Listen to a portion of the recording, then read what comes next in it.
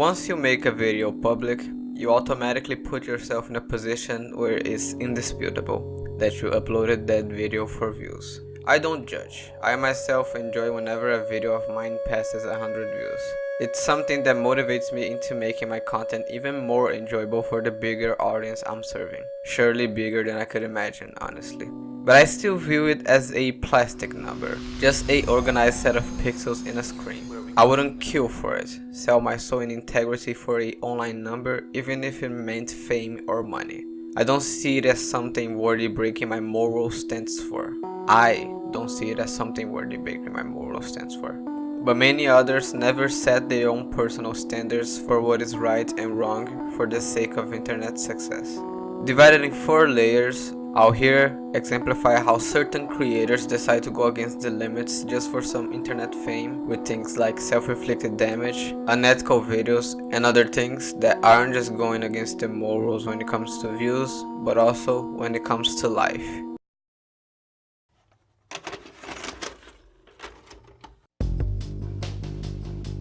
Some people, just for views and internet fame, wouldn't go much far as to record themselves getting beaten with belts in public while wearing pink morph suits.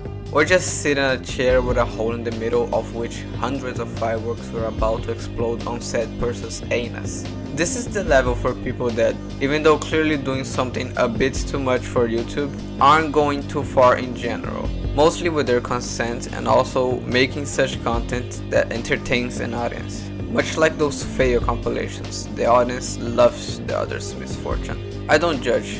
I myself really enjoy skits, pranks or compilations where people get hurt by doing something wrong or just being blatantly stupid. This is also the tier for people who latch onto trends just for the views that they will get for going into certain trend. It's not hurting anyone. In fact, with more people looking for the topic, you're most likely feeding them with what they want. It is, however, clearly immoral to discuss a topic which doesn't interest you in any bit, just doing it for the views. Here's a list of people who do questionable things for views while keeping their morality.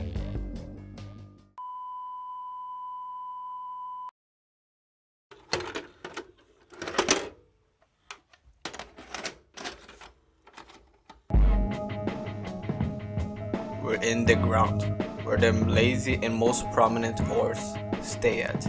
Here you'll find reaction channels, extreme prank channels, and those who do strip FIFA videos. Only the scum amongst creators can habitate the zone. Obviously, for people with a bit of decency and dignity, all we do to those people is laugh at them. They're defenseless from such things since they're already sold to the capital that rules everyone. They're willing to go as low as to steal a video, whatever it may be, and simply sit down and watch said content, even stealing views from the original creators, and adding nothing of value to it other than basic human expressions displayed on the face of a robot. Prank channels, surely not a huge harm. As long as no one's hurt, there's no big issue with it. But I'm talking about Joey Salads and the rest of the scum that creates pranks that incentivize racism, Islamophobia, transphobia, and ultimately use strategies such as bombing and deaths in their advantage to get their awful fake pranks more views just for shock value. And for strip FIFA creators, well, it's clear as to why they sold themselves. Here's a list of people who sold their morality for views.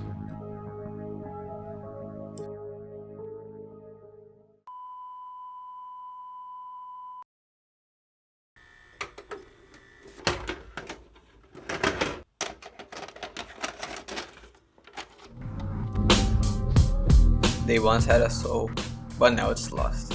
Here you'll find people who record their partners having seizures, nightmares, without even thinking about helping, just for the entertainment of their audience.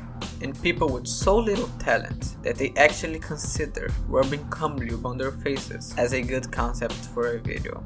It's a place for people who lack a fuck to give, recording and live streaming themselves doing some petty shit for 24 hours. Or simply blatantly lying to their subscribers into believing that a toy was able to cut their faces with no help of a machine. The desperate wouldn't feel any shame in literally using their mother, insinuating that both had sex, when in fact it was just clickbait. And ultimately, Motherfuckers like Lance Stewart, of whom I most likely don't even need to go in depth as to why he's a scumbag in this platform. Just a quick look at his most popular videos should be enough to explain. Here's a list of people who had completely lost their souls for views.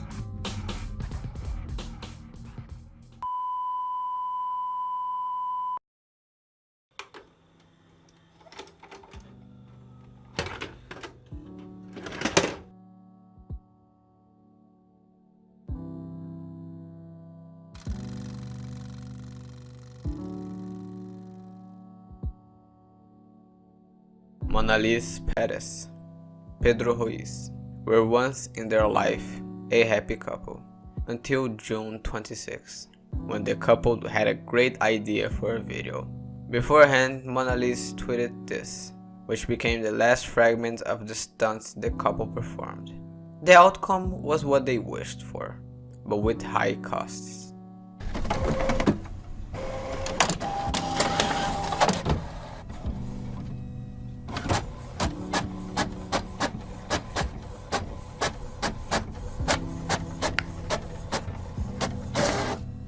Monalise now will face up to 10 years in jail, alongside a $20,000 fine. I don't think it will be anything compared to the lifetime of having to take care of her 2 children, knowing that she was the person who killed their father. Well, she got 1.7 million views, so I guess her wish for fame became true. Wouldn't it be great? No one had to leave. No paying for views, please. Wouldn't it be great if our hearts didn't